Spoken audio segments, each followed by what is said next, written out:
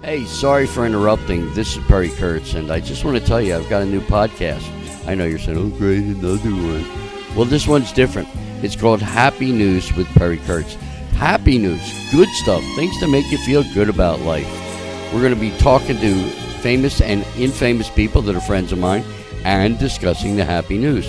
You can listen to us on iTunes, Stitcher, CastBox, and wherever you listen to your podcasts, as well as watching us on Binge on This on YouTube.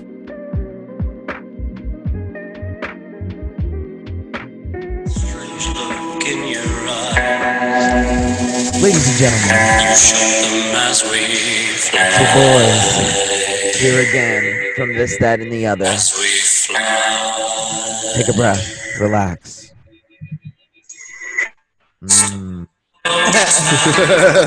What's up, guys? It's This, That, and the Other from Binge on This Network. Thank you so much for tuning in.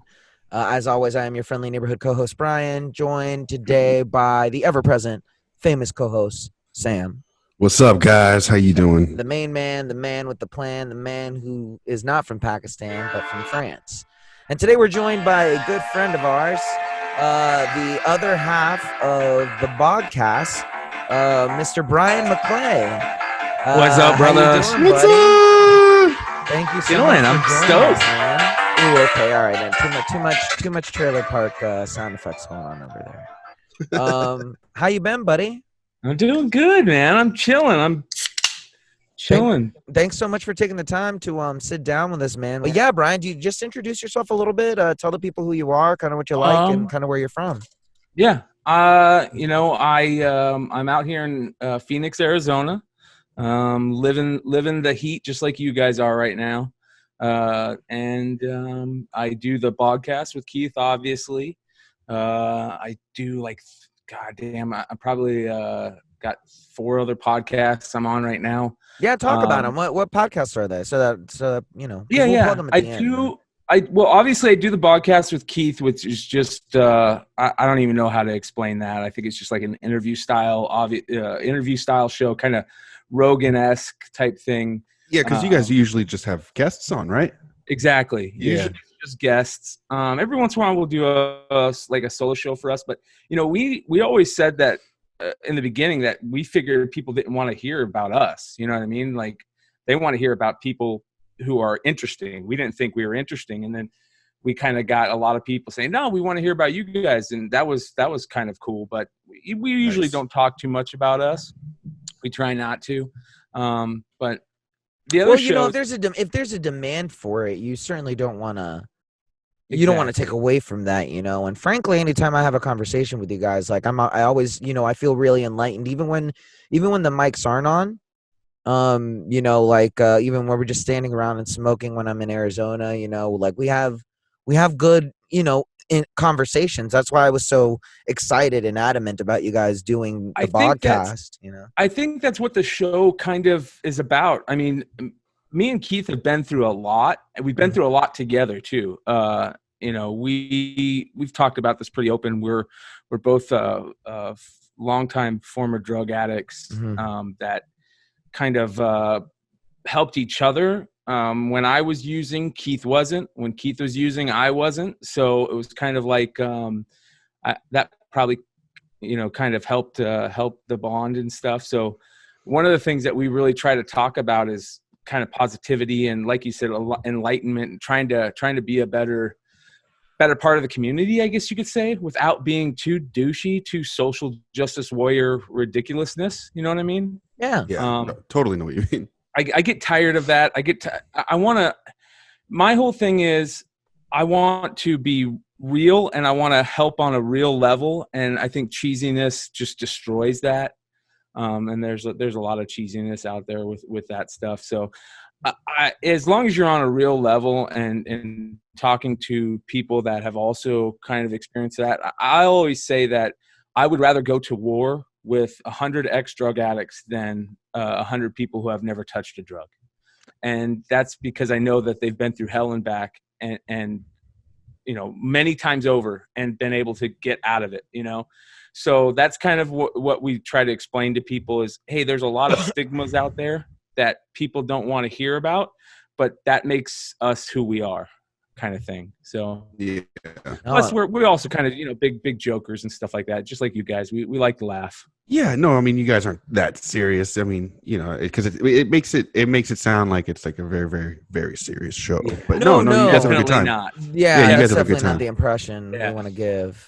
Yeah. Because there's a lot of chuckles and there's a lot of, laughs and like there's genuine, eventually if you get enough episodes in, you start getting in on jokes like, and you start getting on like little tidbits from like episode 5 and 10, like, and it's just, I can't say, I'm not going to sit here and lie. I've managed to make it through all of them, but the ones that I've listened to, I'll sit down and I will listen through them.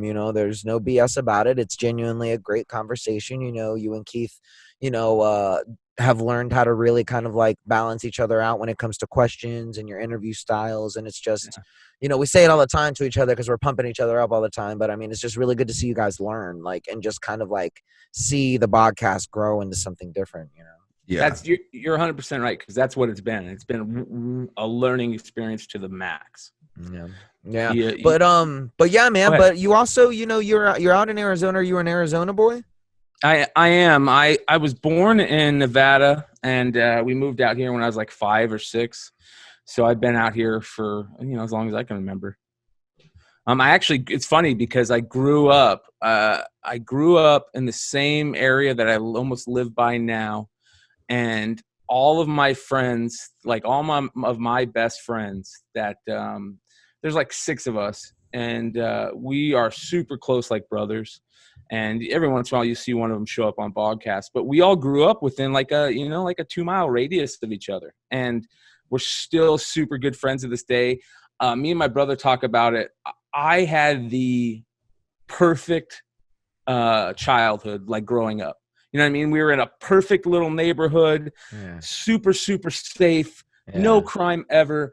My dad was the big baseball coach, football coach, basketball coach for me and my brother. You know what I mean? Like the Leave It to Beaver type childhood. Yeah, and there's some nice places in Phoenix like that too, where it's just neighborhood. Yeah, I know exactly what you mean.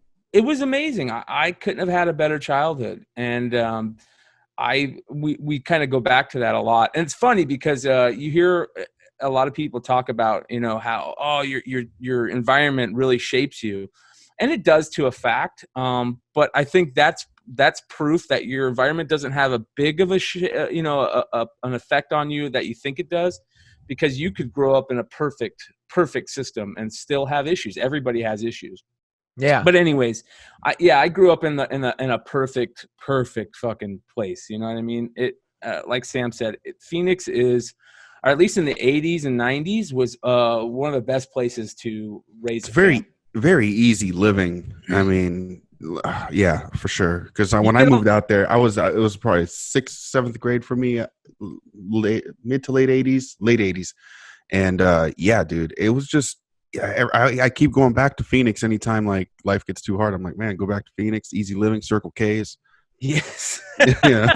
Circle K's, you're right. Yeah. I love it, man. Right. Dirty Circle K feet, man.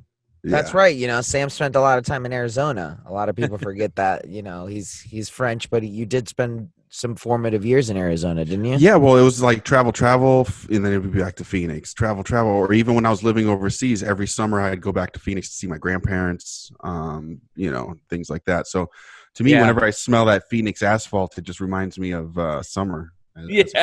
Yeah, once that hits the nostrils, man, it's just boom. It's like mom's cooking. You're just in it and you're out of it. Man. You're like, oily here we go. asphalt. Oily it's funny. Asphalt. It's funny because people who grew up in Arizona in the desert hate it, and people who haven't grown up here love it. Yeah, and I'll be the first one to say, I spent a little time in Arizona, and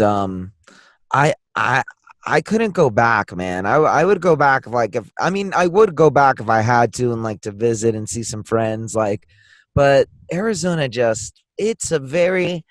I have a lot of respect for the guys who stayed in Arizona during the gold rush, the people who made this huge move west, the ones who came north from Mexico, everything like that. And they decided to just stop in Arizona. Like it was a good plan. And then they just stayed there, and it's just, it's crazy to me, it's unbelievable. But they're there. in such a harsh terrain, and some people genuinely love it. Like they genuinely love it, but it's not for me, man. There's very few things that are worse than 120-degree summer days in Arizona. Yeah, I'm sorry. That is not for me. I don't care how close I was born to the equator, just because I was close to there. Just like that's not an excuse to deal with 120-degree weather, as far as I'm concerned. I will say one thing about Arizona that we don't get a lot of when you watch like media and stuff like that. You kind of get this feeling about Arizona. But one thing I will say, if you've lived in Arizona, especially if you grew up here, the whole racism aspect is really not, you don't see it very often. You know what I mean? Like people act like it's super right wing out here. And, you know, I always said Arizona was a red state that liked to smoke weed. Yes. You know, I'll be honest, like my parents, like I said, when the neighborhood I grew up in, I had friends of all race and creed, and I didn't know about racism until really late in you know, my life. And I remember the first time I heard somebody say the N-word, and Blazing Saddles. I mean, I was in school, but I think I must have been in like the 3rd or 4th grade, 5th grade, you know what I mean? And I didn't know. That's what I'm talking about. Like it's very it wasn't spoken about at home or anything like no, that. The racism has never been an issue to me and my family. Now, don't get me wrong, it's there. If you look for it, you're gonna find it. But we grew up in a neighborhood that was really void of that, to be honest. And when there was, those people seemed to be kind of ostracized. You know what I mean? Like you knew about it. So me and my brother talk about that all the time, is that we really grew up in that perfect environment, other than the fucking heat. I mean, I remember getting home, and both of my parents worked at the time, and my brother, I'd wait for my brother to get, you know, out of kindergarten or you know, early school, and I would take him home with me. And I was a latchkey kid, you know, the little fucking key on the necklace, you know, that was a shoelace, you know what I mean? Yeah. And we would go home. We would throw our fucking book bags. Actually, there's my brother right there. Hey, the man in the background. Nice. The man behind the scenes of the podcast. Yes. Good to see you, bro. So we would get home, throw our book bags, and then jump on our bikes and head to the desert, because back then you could go in any direction, and within 10 minutes you were in the desert. You know what I mean? And we would be out there fucking around. And I remember the first time, you know, my mom came home and saw a rattlesnake head sitting on the doorstep. She was like, "That's it. I'm not working anymore." And yeah, I mean, that's the type of place Arizona was. Like it was like that old school, go out. The kids go out, they come back at when the lights come on, and you know, it was a great place to grow up, and I'll say that. But well, it sounds like just by that story, you've knocked me down a few pegs for my hate, not necessarily hate, but it's but, there. you know, Don't get me wrong, it's fucking there. I mean, there are a lot of, but there are douchebags in every place. Don't you know? I guess maybe it's honestly, maybe my beef is literally just with the weather. I can't even say it's about bad people. I can't. That's the only bad thing about Arizona, because if you go to any other place, well, for example, Los Angeles, one year I'm afraid of fucking fires. Another thing, I'm constantly afraid of an earthquake. Now I'm like, well, if there's a pandemic and everything's closed down, where do I go? I can't go anywhere. Yeah, but I'm not scared of anything. And then people forget also when you say Arizona, I hate when people say, "Oh, Arizona's so hot." It's like, no, Southern Arizona's hot. Northern Arizona's cool and normal. Gorgeous. You know? Yeah, it's all green. There's and there's more. I believe there's more shore. I forget what there's more water line than something like that. Yeah, there was something like the that. State of California.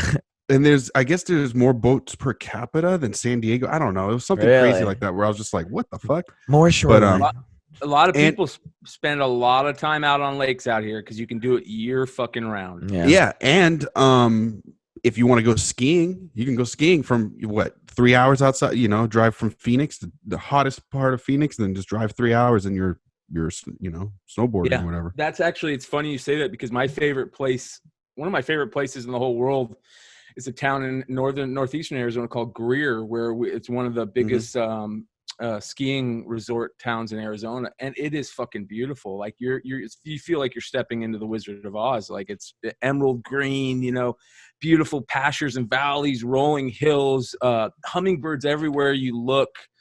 just beautiful. And like Sam said, you go 3 hours and you can find another town that's just as beautiful but different. Yeah. It's definitely a cool place to be. You would take the woods over the city? Yes. If you had to choose? Let's say if you had to choose for the rest of your life. Look at his beard, of course. I think I would if I could be out there and not have to deal, like if I had good internet, fucking you sign me up, man. I can't deal without internet. Like internet is too big of a game this day and age. Yeah. And with technology, I mean, you can get one of those fucking towers. You could live out in the middle of nowhere, and it helps. What do they call that? Where you get your own cell tower, a 5G tower, but you'll get cancer when you put one of those up. Speaking of beards, for our viewers or for our listeners who aren't viewing this, Mr. McClay has a wonderfully huge, robust Grizzly Adamish beer. How does that do in the heat, man? It's I'm used to it by now, man. I'm used to it by now. It's just every day. I don't think I'll ever shave my beard just because I've had it for so long. And I think I wouldn't recognize myself if I got rid of it. Have you ever gotten gum in your beard? Never gotten gum in my beard. No. What's the worst thing about the beard, and what's the greatest thing about the beard? Never having to shave. Number one, okay. I fucking hate shaving. That's why I have a beard. Mm-hmm. I hate it with a passion. I'm one of those super pale Irish boys that. When my skin is so fucking sensitive because it's translucent, you know what I mean? I hate shaving too, but whenever I cut, I just get one of those fucking clippers. I just clip it and do the clipper thing, and it's like but I'm with McClay on this one. It's such it's a pain in the ass, bro. Like just your hair everywhere. Face gets all caught up in the little blades, and then you're you guys feel me with the hair. I mean, you guys got long hair. Yeah, like it's just the same way without having. I don't have to go fucking have a haircut. You know what I mean? Even your hair is long and luxurious. It's a pain in the ass, though. Long hair is a pain in the ass. Don't you think it's a pain in the ass? I hated it in Arizona. I almost cut it off like 6 times. It's horrible. Can't stand it. You know what I really hate with long hair? So, go ahead, McClay. Sorry, I didn't mean to cut you off. No, you were probably gonna say it. I hate fucking shampooing and conditioning it. Oh, see, me? Like, I'll be honest. I do it like once a week, like once or twice a week. Same with me. Like, I can't do it every 2 weeks. It takes it takes all the essential oils out. It leaves your hair looking all brittle. You get these like weird like front head things that look all like Well, Brian, you do need kind of a cleanup though with your hair. Yes, I do. You're 100% right. No, I think he might be. Well, I'm right there with you, dude. Like, I don't think I've gotten my hair cut in forever. It's got to be at least 3 years, man. That's what I'm saying. Like, aren't you supposed to do? Well, I don't see any split ends, but like that type of shit you're supposed to do just to keep it healthy. I think. Yeah. I need to take Keith up or Jordan up on her offer. Keith's that's girlfriend. right. Bang Salon. It's always nice having a hairstylist around, right? Absolutely. Yeah. My girl's usually the one that cuts my hair every once in a while, and I'm due for a quick trim. Due for a haircut? Yeah. Well, she just takes off like an inch, so that way, you know. Yep. So it's healthy, right? Yeah. Especially out here. For some reason, the weather in LA fucked up my scalp, man. I don't know what it is. I've never had any scalp issues until I moved out here to LA. Dried it out. Yeah. Which is weird because I've lived next to the ocean. It's never been an issue. And in fact, when I lived next to the ocean, when I lived next to the ocean, I actually had better skin because of the salt in the air. And when I went swimming, I was healthier. My skin seemed healthier. Which how far away are you guys from the ocean? I'm about 10 minutes. Yeah. Add another 10 minutes for me? If that, yeah. There is something about being next to a large body of water, especially a large body of water that's flowing. Yes. That is it's like a recharge to the soul. Yeah. You know, I think for me personally, a lot of that has to do with the immenseness of it, both with flowing water and just the actual idea of staring out into endless water. And like it's almost like when you go you feel camping. Like an ant. Yeah, and you look up at the stars. It really realigns you to really sit down and just be like. And then you smoke weed, and then you're like, nothing. Roll 420s. No, but it was cool because like I've been locked up for so long with this whole quarantine thing, and then we decided we had enough, so we took a drive out to the beach. Well, we didn't walk around, but we went out and we were driving, and when we were getting closer, I could start smelling the air, and I could smell the salt in the air. And yeah, you're right. Like I felt rejuvenated, and it was really There's nice to something see the about water. it. Very primal, very primal. As much as, I don't believe in science, the earth is flat, but they do say we came from the ocean, and I firmly believe in that. I think for most people, it's a very calming effect to be back in the water, be near water. I do know some people that are afraid of it. I think Jane actually says that she couldn't live next to a beach because it would just freak her out. Well, there is something about being in the ocean and you can't see, below you that scares the fucking piss out of me. Well, I used to. So when I lived in Turkey, we basically every summer we would our friends had this boat, and you could stay on it. There was like 10 cabins on the fucking thing. It was big, and we would stay out there for a month or two. Not 2 whole months, but like it would be like 2 weeks here with a week break, another 2 weeks, and then I would just lay there as a kid in the cabin, and I would think like I have maybe 2 feet between me and the ocean right now. Of just metal and stuff, and then there's just a black abyss. I don't know what's on the other side of that right now. And that used to freak me out as a kid, as I'd lay there in bed trying to go to sleep. We're swaying a little bit, and I could hear a little bit of water hitting up against the boat, and I'm thinking to myself, I could have a fucking creature 20,000 fucking, and you'd never know, huge underneath me. I would have no clue. Yeah. That's scary. Yeah, it used to freak me out sometimes, but I was never afraid of the ocean as a kid. I used to always go swimming like, no care in the world, no care about sharks and anything. But for some reason, trying to fall asleep on a boat, that used to freak me out. Yeah. What were you saying, McClay? I had the same type of thing where growing up, my uncle lived up in Puget Sound up in by Seattle. And we used to go up there every summer, and he had a big boat, and me and my brother would sleep on it it was like, where we stayed. And there is nothing better than sleeping on the ocean. Whether it's docked, as long as it's in the ocean, you can hear that and feel that, and it rocks you to sleep, and the sounds of the buoys. And I used to try to sleep on deck so I could look up at the sky, and it would get a little cold at night, but I would try to lay up there, and that shit was nice. Look up at the fucking galaxy. Yeah, I'm a big fan of like underwater exploring, that James Cameron type of stuff. I have a big soft spot in my heart for Atlantis, and the idea of just having enough money that you created a huge enough sub to go and explore, like, and find like golden treasure. I think it's the kid in me. Shit. Yeah, that would just love the idea of just like finding a big box of just like gold and underneath water, something that hasn't been recovered in 200, 300 years, and just getting that little moss bit of it back or and seaweed all over it. And there's just something thrilling about that, and I think that's my favorite part.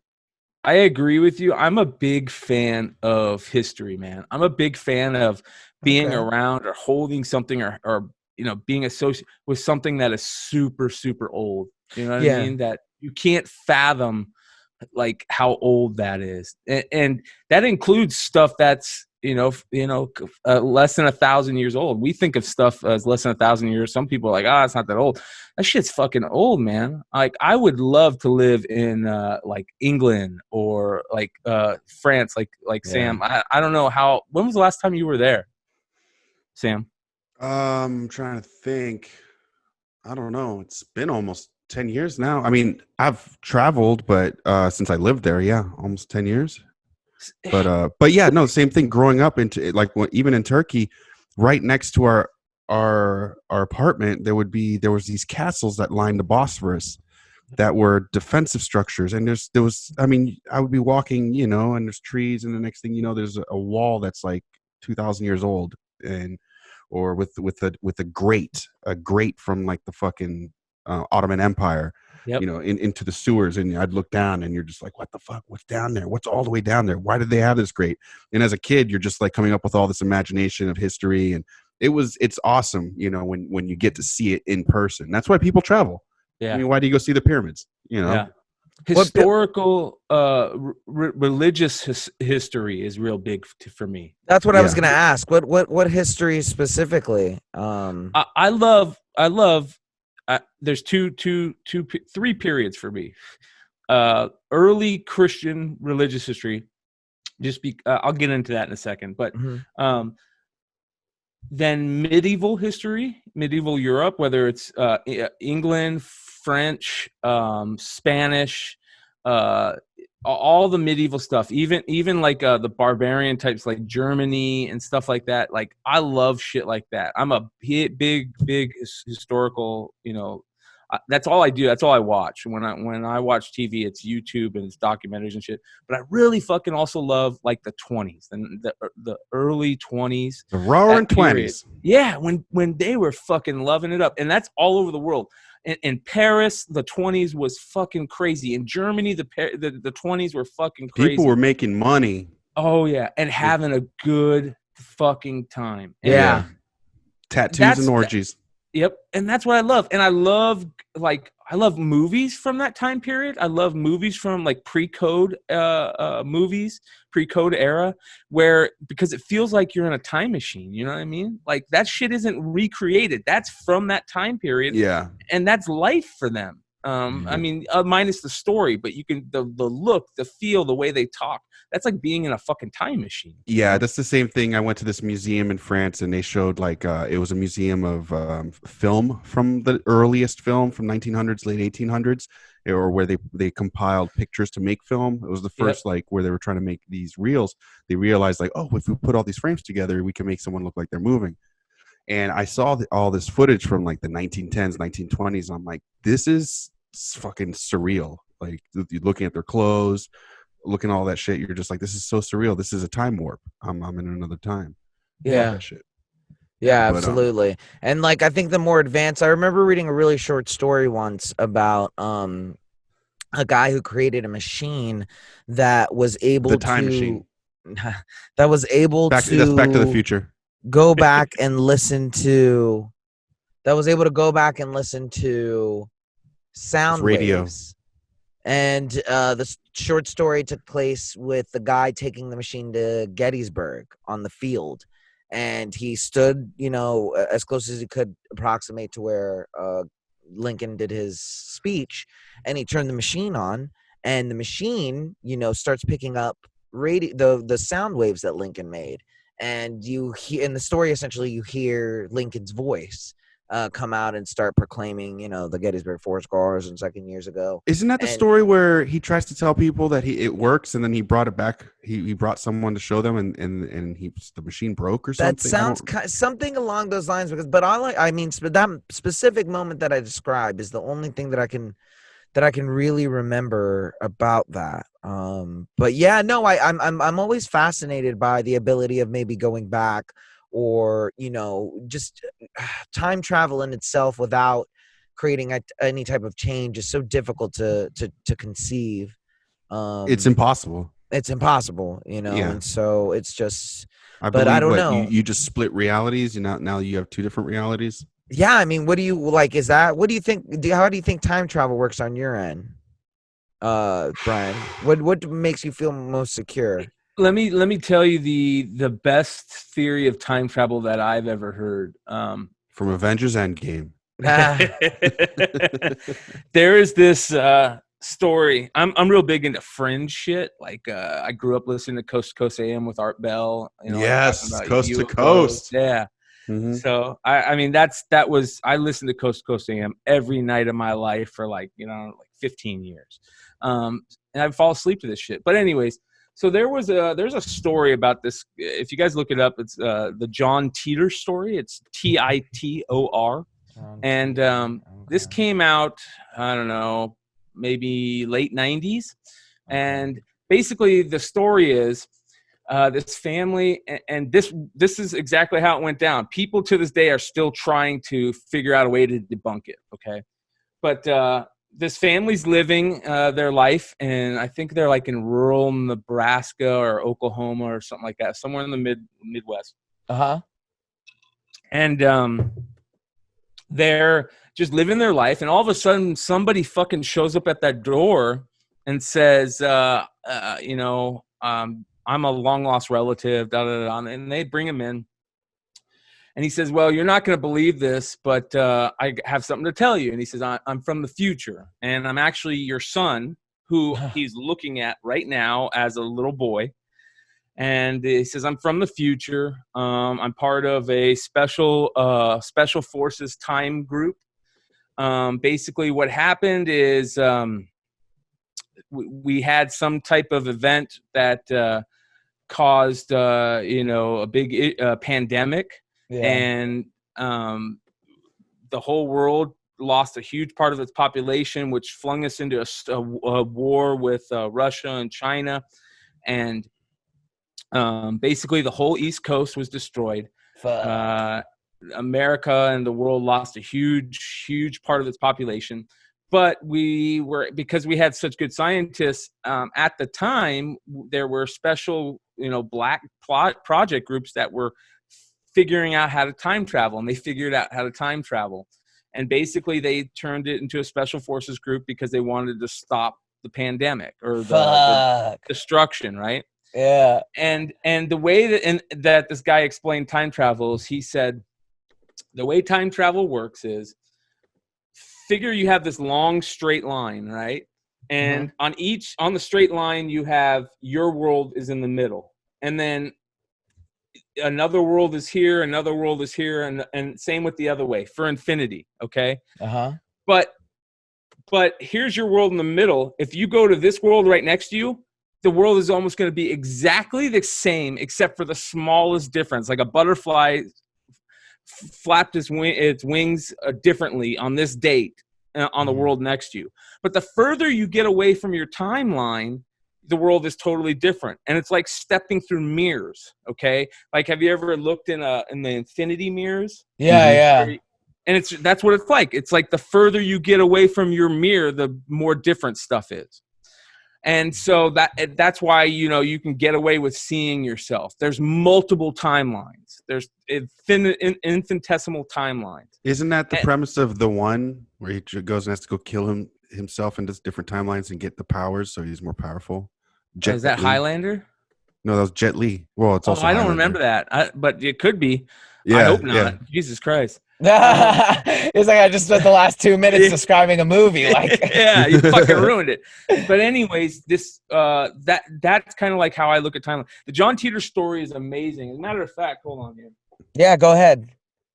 Sorry for all the beeping. I'm trying to get something figured out on my end. This right here is the original book, okay? And so what ended up happening is he wasn't supposed to go live with his family. He was on a mission to go find a special IBM computer from the late 1990s. And the reason why they need this type of IBM computer is all the technology in his world line got destroyed up to a certain point of technology. And they knew that this certain IBM computer had programming on it that was never put on another computer in the future because they didn't think they needed it. But they did need it. So he had to go back and find it, and they couldn't find any on their world line. So that's what he did. Fuck. And this box to go, when he found the computer, he left and he's like, I got to go see my parents. So he broke, he messed up and he went and saw his parents, and he stayed with his family for like 2 years. Damn. And on his time, right?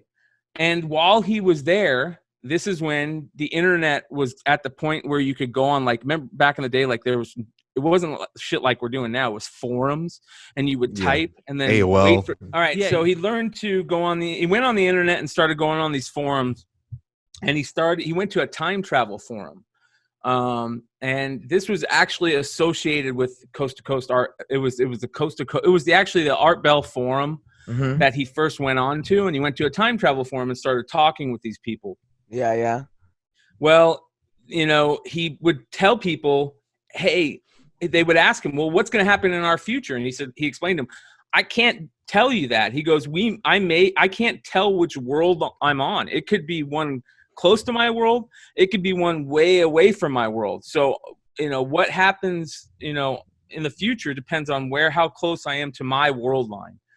And he says, I can't tell. He goes, but I can tell you what happened on my timeline. And he explained everything. And a lot of that stuff, to a point, started happening. He said that he talked about 9/11, I think. He talked Really? about the Y2K. I guess on his world line, that's what it was. On his world line, Y2K really happened.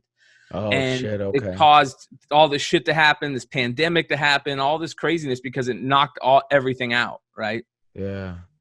So That's anyways, he ended up insane. having to go back, and he went back to his timeline, and he told his mom, you know, I don't ever want anybody to know who you guys are, but you know, release a book, or you can really. Sorry, he didn't say release a book. This is a book that the family released. It's all the forum posts. So you. Oh This shit! is what this Okay. is. You can go Okay. online and read them. Yeah. That's yeah, what this yeah. book is. So, anyways, And he what's it went called back to his again? What's it timeline. called again? This one's called. The book is called John Titor: A Time Traveler's Tale. All right. Cool. I'm gonna try and pull it up right now. Yeah. So But- and he was from 2036. But anyways, that's like the best timeline theory I've ever heard. That it's like stepping through mirrors, and the closer you are to your world line, the more similar stuff is. That makes a lot of sense to me. That makes it so you can time travel. You know, Back to the Future fucked it up for everybody. yeah. I mean, that actually, you know, that sounds. There you go. See that he gave schematics of his time machine. What and is inside the box? Here's the crazy thing. He talks about it. He doesn't exactly know because he just knows what the box was. And these are, he shows a patch of his special forces group. Supposedly what his time travel machine is like an old school Camaro. You can put that box in anything. Yeah, you can put that box in anything. And he says what it's like when you're going through time. He says you turn it on and it creates like a bubble around you. And Look at it. yeah, and he says that bubble around you, that's like all you see, and then you just show up in another time. So like Terminator style. Exactly. That is very, very interesting. And so he ends up going back home, like, or back to his He timeline. ends up going back home, and we're not sure if he ever came back. Now the family hired a lawyer, so because they didn't want anybody to know their identity, but they wanted to talk about it, and so they hired a lawyer. The lawyer supposedly has never met the family face to face. It's always through somebody. He would call somebody, that somebody would call somebody else, and they would talk, you know, at first like through somebody, but then he says, I've never seen him face to face. Wonder how they pay him. Yeah. Crazy. That's crazy, man. Yeah, you know, I think that's very similar to the way that I view time. As far as being able to travel through it, you know, I can't say for certain, but my money's definitely on, like, anytime I try and describe it, it's like the mirror thing. Like, you're seeing like a trillion pieces of rice paper that are lined up all together, and rice paper's so thin. It's so thin. And so like each Quantum page mechanics. Right. And so like each page kind of looks the same, like each line kind of looks close, but if you look You're close saying enough, the same thing. Yeah, I mean, there's the same thing, and like each page can be a little bit different. You're and maybe, saying the same thing. huh? What? You're saying the exact same thing he said. No, I Yeah. know. Yeah, you're right. Well, then what do you think, Sam? I think it's like imagine you have a very bouncy sheet and you stretch it thin, and Mhm. then, for example, and you put like a bowling ball in the middle. That's gravity. So anything around it, time and gravity, that's pretty much what it is. So like this is some shit that you can look up, but yeah, that's pretty much what gravity is. So like as we're seeing stars, there's no star on the other side, they're gone. So gravity and time are different in every location. So time is not linear, it's actually just like water. It's ever changing. And so time 2,000 light years away from us is completely different from right now. That's future or past, depending on which way you're looking at it. So I mean, yeah, the whole mirror thing, like that's a good way to try to see it in your head, but I think everything's happening and has happened already, and it's all at once. Time is just right now. You know, our birth and death are in the same exact moment. Yeah, I don't think we can fathom. Yeah, there's what no it way. Yeah. I think because I mean, it's taking the brightest minds in quantum physics to even try to scratch that surface. Yeah. I mean, so I don't know. It's yeah. I don't know. I'm a huge space fanatic, like space buff. And I actually worked in the space industry for a long time. And Oh yeah, I want to talk about that after this. And there is something that's so unfathomable about time and space. And the way I like to explain this, how to explain this is when you look up in the night sky and you hold like a 1 inch by 1 inch area away from in your fingers, and you see through that, and only the space that you see in between your fingers, right? That there are more galaxies in that area this big of that whole night sky than there are grains of sand on the earth. Can you picture that in your head? I still I could say it, but I can't picture that. That's fucking beyond when you start really thinking about that. And that's just in an area this big. Yes, Try to think about everything else. But Jesus died for our sins. Oh, God. Yeah. We'll get started on. Don't get me started on that. 6,000 years old. Yeah. Don't get me started on that. We'll talk a little bit about for religion. Talk a little about working in the space industry, dog. Right after Catholic school. That's not something I really know much about on your end. That's super interesting. I actually just walked away from this industry recently, and the reason why is because in the last 4 years in my industry, they've taken an industry that I loved so much. I used to brag to my friends about going to work. Like there was rules in my circles of friends where I couldn't talk about work because I would talk about how great it was. And like I never thought you could find a job that you fucking loved. Like you'd wake up in the morning and you would be going to work being like, I get to do this today. You know what I mean? So, but corporate America, a corporate world, the mindset of a corporate entity has ruined that feeling. You know what I mean? Like when you have people who, when your industry went from everybody in that industry has started from the bottom and moved up all the way to the top. So they know how to do every job. When you go from that to being your boss has no idea what you do or how to do it, but he's going to tell you like how to work. Yeah. Because he did well at some other company. Exactly, at some other company. And so like they completely, but that's a whole nother thing. So I walked away. Are you allowed to tell us what company you worked at? I worked for, I worked for Honeywell. Oh, okay. Yeah. Nice. Yeah. Nice. I was looking at their stock the other day. Well, I'll talk to you about that afterwards. So anyways, I worked in an industry that was fucking amazing. That's what I'm trying to explain.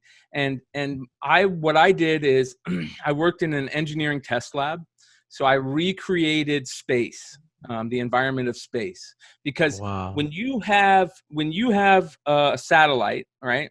So we made propulsion units for satellite systems. When you're making anything that goes into space, you can't just go up there and fix it when there's something goes wrong, right? It's not going to happen. Even if you could, it would cost millions of dollars. The amount to send something up into space per pound is outrageous, you know? Insane. If Tom DeLonge told us anything on Joe Rogan's podcast, right? It was that. Yeah. So anyways, you have to make sure that those products that are going to work, you know, your cell phones you name a satellite that's gone up in the last 10 years and my handiwork's on it. Okay. So damn. That's basically what I did. And so I recreated the environment of space. The first part of the environment of space you have to recreate is being in a vacuum. So I had these big vacuum systems that you could walk into, and I would put those in there, and then we would put it in a vacuum. And then also in space, because you're in a vacuum, you got super heat and super cold.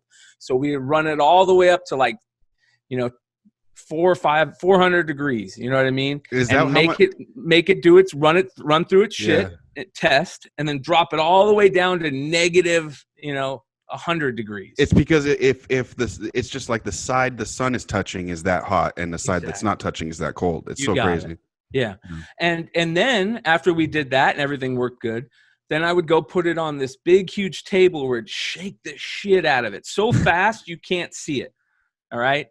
And I would put it through these paces to shake it at certain G levels. And what you're trying to do is you're basically recreating launch, right? Damn. Because when you launch into space, for 3 minutes, you're going through fucking hell. Like the human body. Like a paint can in one of those paint mixers. Exactly. Damn.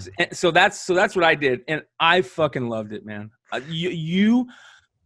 My boss, who was my mentor, was the type of person that I would go to war for. You know what I mean? Like he empowered me in a way because he took a kid that didn't know any of this stuff and taught him it, and then said, now this is your lab.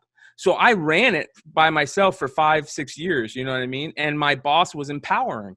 And then the whole corporate thing happened, and now I have a boss who doesn't know what I do. My empowerment boss was so sick of all the bullshit, he left.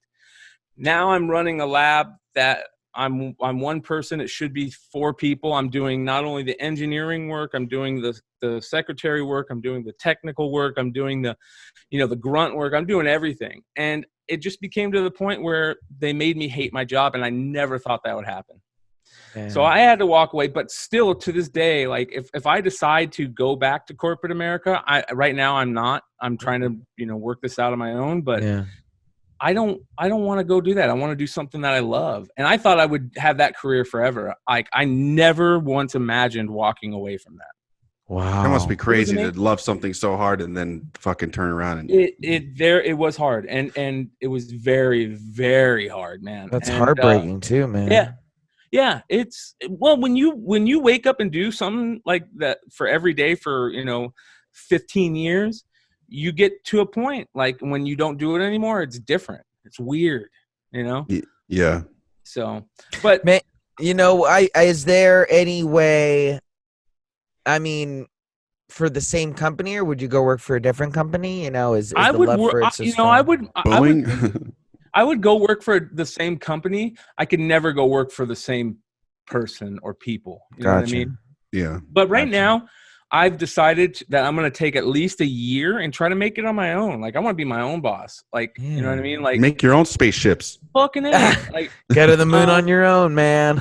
Whatever. Like I don't even need to be in that part of it. Like you guys know, I've talked to you guys. I do the comic book stuff and the. Well, that was my next part. Now that you're not working as a fucking world-renowned satellite scientist, that gives you a little bit more time to kind of like talk a little bit about like the trading card thing. Like, how long have you been doing that? Like, what's the name of the show one more time? It's Unwrapped, right? No, it's Tales from the Flip Side. Tales from the Flip Side. That's right. Yeah, yeah, and so basically, what it is just a place. It's a podcast where we talk about finding stuff and being able to like for cheap and then flipping it for more, whether it be comic books, action figures, toys, cards, all collectibles, sneakers, all collectibles. Yeah. And nice. Everything's collectible, man. Is that kind of like the do you guys remember back in the day when the dude took a pen and he traded it for a house? And like yes, is it kind of like that? It's kind of like that. That was my plan in the beginning to like for my part of the show, that I wanted to like be that person that flips something all the way up to something bigger. But it's hard to do that. It's hard to for me. It's hard to stay on track. I'm one of those people. Yeah. I don't know if you guys have ever been around, or maybe you might be these type of people. Like I'm the type of person that loves starting projects, but I can never finish them. Oh yeah, dude! Out of 10 projects I start, I maybe finish 2 or 3. Yeah, I'm the same way. And I just love the part where you're starting a project, motivated thinking about it. Yeah, but when you get to, I just have a hard time when it starts getting hard. Yeah, when there's actual work, when you're like, oh wait, something else pops in my head, and I go, I want to do this now, and I won't like most people will go, okay, I'm going to finish this before I do that. Yeah. So but anyways, like so we just talk about collectibles. We talk a lot about the comic industry. That's a big part of it. Doing terrible right now. It's doing terrible right now. It's sad, man. You have the baseball card collection. We talk a lot about baseball cards and trading cards. Because that's where we're huge into right now. Like we've kind of taken a quick side side trip into the trading card area. And Any Marvel flares and fleers? Because I got tons of them. we actually are looking for some unopened of that right now to actually open on the show. But you know what? Those are a big part of the collectible world right now, because it's a lot of people our age that are going back to their childhood and they're collecting that 94 stuff. Fleer fucking Marvel cards. Yeah, I got so many of those. I got little portfolio things full of them. They're fucking gorgeous. You'll have to have Sam on the show, bro, so you guys can school him dude. on the comic book knowledge. There is a lot of money to be made there, but it's also a lot. It's fun. Sam knows. Sam has been hold on. No, you're good. Go ahead, Sam. Forever. And yeah, I when it comes to like collecting stuff, I can't really say. Here we go. I've had check this out. He has them. I thought I he had have a everything couple. back at the Arizona I have a couple. house. These are some of my favorites from when I was a kid. Hold them up to the camera. Oh yeah, dude. Fuck yeah. Yeah, very cool. Wolverine cards. And Hulk. This one though, nerd. This one is What is that? Iceman, old school X-Men. Boom. Oh, that's dope. It's a bronze X-Men card. #1. That's X-Men #1. That's dope. Very cool. It's got a certificate of authenticity, and it's a big fucking bronze ass card in this thing. That's fucking cool. Very. I got a bunch of other ones, but yeah, man, I got a lot of cards. These are just the ones, huh? Let me tell you, there's some money in these things. You guys might not realize it, but there are some money in trading cards right now. Michael Jordan rookie cards sell for for sure, millions, right? And so you think like, I'll never have anything like that. There's a card from 2011, like that's not even that old. That's like 9 years old, right? Yeah. That sells for $50,000 in a PSA 10. Who There's is cards it? like that. Well, there's the Mike Trout rookie card in a PSA 10 parallel of that set will sell for thousands upon thousands of dollars. There's inserts from the late 90s of basketball that sell for thousands of dollars that people don't realize it. It's crazy. And it's because people our age are getting, like I said, we're getting nostalgic. Yeah, you're like, I want to finish this collection that I was never able to finish as a kid. Because that's what I did. As soon as I became an adult, I started buying a bunch of shit I couldn't get when I was a kid. Yes. I'm like, fuck, I'm an adult. I'm making my own money. I'll buy what I want. That's what the whole show is about. Like garbage. We talk a lot about Garbage Pail Kids. Yeah. Mad Balls. You remember Mad Balls? Yeah. Like Muscles, the little Pogs. Muscle Men, Pogs.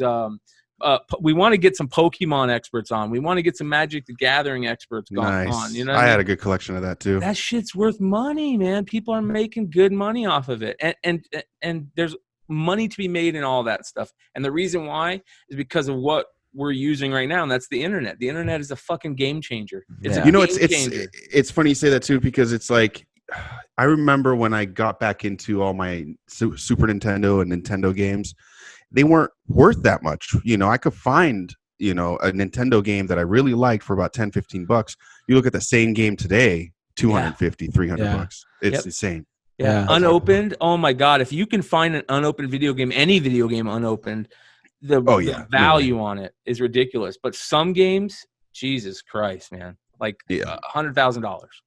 Unbelievable. And that just goes to show you the type of market that can be available for anything out there. People will buy anything from old toys to feet picture to. So, I wonder if Beanie Babies are going to make its way back. They slowly are. They made too many of those. They slowly are. Yeah? They slowly are, man. Wow. I guarantee everything goes in cycles. Everything goes in cycles. Yeah, Sam, all those little kids that had the Beanie Babies growing up are going to like one day be like, I want the neon one that I wasn't allowed to get. So Bryan, you're a scientific man. You're very astute. You have your head surrounded by kind of just like reality. I don't sense you being like the Pokemon collector. You weren't a Pokemon collector or anything. I was too old. I was too old when it came to that. Do you think you would have? Oh yeah, definitely, man. I'm a collector at heart, man. I grew up in a household. My mom is still to this day. She collected everything. Pez. She had fucking thousands of Pez dispensers. You know what I mean? Wow. That fucking company. Yeah, they've made money. Beanie Babies. My mom was huge into Beanie Babies. My mom was big into when we were really young, Cabbage Patch Kids. You know what I mean? Like Mhm. my mom collected, and I think that got unfortunately passed down to me. So I'll collect anything. I'll go through phases, man. But I was What's just the too line old at the time. between a collector and a hoarder? Oh, that's a very fine line. Yes, very but a fine line. hoarder finds use in everything, even trash. A collector, I think the thing was made with like there's an object that's like there's some it's some sort of fan art. It's from something like a Yes. show or Yeah. whatever, you know. So there's that difference because a hoarder will fucking find a stick in on the street Yeah. and be like, I could use this to fix that other thing I got 2 years ago that's underneath 20 years of bullshit. Makes no sense. Yeah. I'll go through phases though, but I'll hoard shit, man. Like I went through a phase when I got back into comics where I just wanted every comic, you know what I mean? Yeah.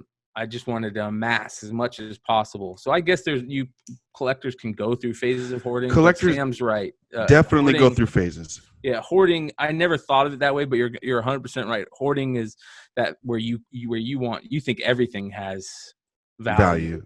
Yeah. No, but I mean the whole phase thing is true because I'll go through phases where I'll go on eBay and then all of a sudden next thing I know I've been buying things for months and then I'll stop because like my collection is it grew so Yeah, you have nowhere when you have nowhere to put shit. That's where you're having a problem. Yeah. Dude, my comics, I have thousands of comics in storage. It's insane. It's insane. They're I love giant that boxes. Shit, I love that shit. When I see it, I get all happy. I'll look through it and be like, "Oh my god, I remember all of these." Yep. There's not one comic I could look at the cover where I'm like, I remember every page of that fucking comic.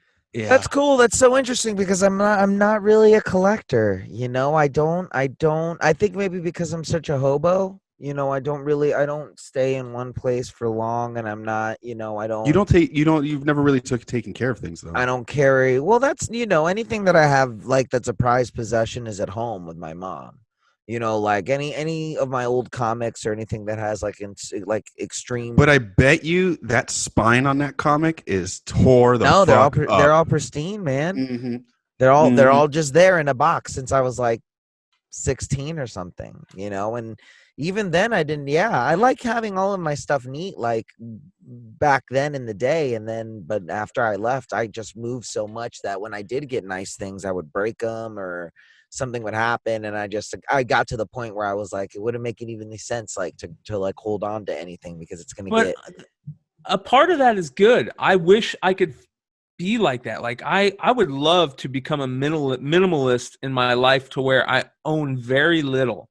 Yeah, I would love to do that. Yeah, I just couldn't do it. I know. Well, myself. believe you me. Once everything. Now that I've decided, kind of like what I want with the rest of my life and sort of what I expect of myself. Like, I'll eventually. Like, I remember I told Sam once, I can't remember what we were doing or something, but I was like, you know what? Like, now I realize why you have so much shit stacked up at your house. Like, because you'll just randomly need it one day. Like, one day, just once, you'll need that like random Swedish Allen wrench. Like, I think we were also talking about. I remember that conversation. We were talking about how it accumulates without you even realizing it. Next thing it happens quickly. Yeah, you blink your eyes, and for me again, there's almost just this animal like instinct for me, and it took me a while to kind of beat down. Like I said, I didn't really buckle down on anything until Arizona when we started planning all of this, like, and really like kind of doing that. But like before then, man, like it just I would see things starting to stack up in my closet, and I would start feeling like a little too comfortable, like things were going too well. Like something was kind of like wrong, and maybe that's just like an excuse. Yeah, look at this guy behind me right now. There's maybe it's just like an excuse or something, but like, and most likely it is. But I remember just seeing all of that stuff and just being like telling myself what's next without a plan, but just like convincing my brain like, well, it's time to go somewhere, it's time to do something. Like this like thing of like trying to outrun your problems and thinking that it's going to go somewhere else and be different. Yeah, that's a coping mechanism. Yeah, right? exactly. And we all have that. We all go through that. We all have a crutch that we rely on. Yeah. You know what I mean? And it takes So- a while to break, you know, like I said, now that I kind of know exactly kind of what to do and everything, like I can certainly see myself, you know, the next place that I get, like really like trying to like, not necessarily hoard things, but maybe get my comics from mom, you know, and have them on a bookshelf, like own a bookshelf. You know, I haven't owned a bookshelf in like 8 years, you know what I mean? Like 9 Yeah, years. no, Like, you want to take pride because I mean we are animals of we grew up in caves. We have a home, like Yeah. we're like little rats. We have a nest, we have a home, we have our objects, we have the things that we like and that we collect and that we want to look at night, or so yeah. I think it's very healthy, especially if you're not traveling. Like you said, you were traveling and doing a bunch of stuff, which is fine, but don't But now let I'm not a hobo anymore. That's You what I'm know, saying. So yeah. eventually, you might settle down a little bit now that you're at a place where you want to stay and work at. And then there's nothing wrong with getting a shelf and then adding, getting a couple things to put on it. There's nothing wrong with that. Nah, there isn't. I guess my brain is always so obsessed with running in the event of something going wrong. Well, you don't need to grab everything off your shelf. We gotta go. I gotta keep my collectibles. Brian, or like, I can't leave. I spent $65 on this fucking drawer for, you know what? I can't, like. You'd be like one of those people on Hoarders when they're like, look, can we just throw away this Tupperware? No, I got that Tupperware from blah, blah, blah. Well, I'm a very extreme guy, you know, when I Sam makes fun of me sometimes because like, I don't really go out and I date or do anything like that. And I tell Sam, I'm like, if I date, like I would sink myself in 100%. It would be on that level of. Well, that's why you need to do a little bit of water trading. You got to dip your toe in that because. Well, that's why I just be slamming clams. You know, when I got to slam clams and go 20 toes to Jesus, like I keep it at that distance. But like, when I want to like what? 20 toes to Jesus. Yeah, you guys have never heard about that one? No. Going 20 toes to Jesus. Making the Bacchosaurus, bro. You know what I mean? Going commando. Like, it took me a going second. Commando into her foxhole. You've never. Yeah. But yeah, and I don't know. Sam and I have had conversations beforehand. Where he'll point out, look at this person, they had a kid and they still, they use that as a drive and you use that as a catalyst. And I don't disagree with that. But again, with the personality that I know I am, the way I drank, and the way I smoke, not saying that those are the bad things. I'm just saying my obsessive personality, sort of like my addictive personality. Like if I had children, I would put all of this on the back burner. None of this would even be a priority. Well, no, see, that's where I disagree with you because now that you have a kid, maybe the problems that would arise, a rejection letter or something like that is not that big of a deal because, I think to me, the risk factor is you're more likely to get like something's going to get lost, whether it's quality in the work of what you're trying to get successful for or your family life. I don't know, man. I've heard so many stories of people who are like, I was at home and like, if I didn't have that, I have a baby sitting there. I need to make this thing and that drive, where you're only sleeping 1 hour a night. I mean, that's a hell of a Damocles blade to have above your head. There's got to be easier ways to make you do things. Like no, I just mean like because you said that if you ever did get a kid, it would just take away from everything, and I'm like that's not necessarily true because there's plenty of people that have been uberly successful with. What do you think, we McClay? deal with what we deal with? Like it's people. That's one thing that I think of. I'm so glad I don't have kids because it is such a huge responsibility. But we deal with what we deal with. That's they seem to make it work. I mean, people. It's not. It's funny because you hear people. I've never gotten to this point, and I got to get to this point soon. I really need. I'm a big, huge. We've talked about it before. I'm a big, huge psychonaut, and I really think that psychedelics can take you to a place to where it tells you that everything's going to be all right, and we as humans are a lot more powerful than we think we are. You know what I mean? And especially you hear people that go on these DMT trips, and when they finally break through on a DMT trip, they meet that female entity that basically just assures them that everything's okay and that everything's going to be okay, and you're not giving yourself enough credit. Like humans can do anything they want. That's why we're better than gods, because gods they have a set plan that they have to take care of, right? They have to. They're a god of the sea is constantly dealing with the sea. Zeus is constantly throwing fucking thunderbolts. Fucking humans, we don't have to. We can do whatever the fuck we want. The free will thing. Yeah, we have free will. Yeah, and that's what free will is. Free will isn't something that is God given, or I mean, it probably is. It's whatever God is nature given. But when I don't think of as in the Christian aspect. I think of it as in, look at everything other than humanity is bound to a set of laws, right? And that's called instinct. The plant has to grow towards the sun. It has to. The dog will always chase the ball, right? Because we don't have instinct, we have free will, right? That's what free will is. Right. So we can do anything, and we don't give ourselves enough credit in that, including myself. Like I second guess myself all the time, but I think that psychedelics take us to a place that remind us that we can, and it puts that deep inside of us. You know what I mean? It really puts that deep inside of us. It makes you really believe it. So going into that, when's the last time you took a nice little trip? Fuck. Man, I was just, when you were talking about that, I was thinking I have that DMT pen. Sam has that DMT pen. We keep on saying we're gonna take it on the air. Dude, every time I pull that thing out, I get butterflies. I'm like, oh. Yeah, we kind of panic a little bit. Listen, I'm the same way. I get the bubble guts like you will never believe. But I'll tell you this: that first little hit you take off of it erases that. Yeah, it erases that. It's not like shrooms where you sit there for 10 minutes going, or longer, but after I eat it, I'm always going, man, I shouldn't have done that. I should fuck. Yeah, because that's like straight like food poisoning. You can feel that at that I can't point, do like I used to love, and here's where I'm a hypocrite. I got to get back into the shroom game, but my stomach is so fucking jacked from all the drug use over the years, man, that it turns into the party I'm having is a fucking throw up every 15 minutes type. That's weird. The only time my stomach does anything on shrooms is when it first starts kicking in. Mm. That's the only time. I might have like a little pang, a little cramp. The first poop? No.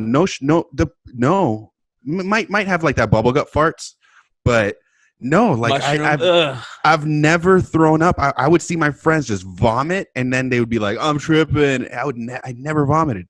I don't know why. I hate throwing up more than anything in the world, and I can't. Especially when you're tripping. Yeah. Do you guys think you're feeling like your insides are about to go out? What? Do you guys think orange juice helps the trip? Not with mushrooms. Because I grind it up into a powder. Yeah, that's the way to do it. And then just do fucking rails of it.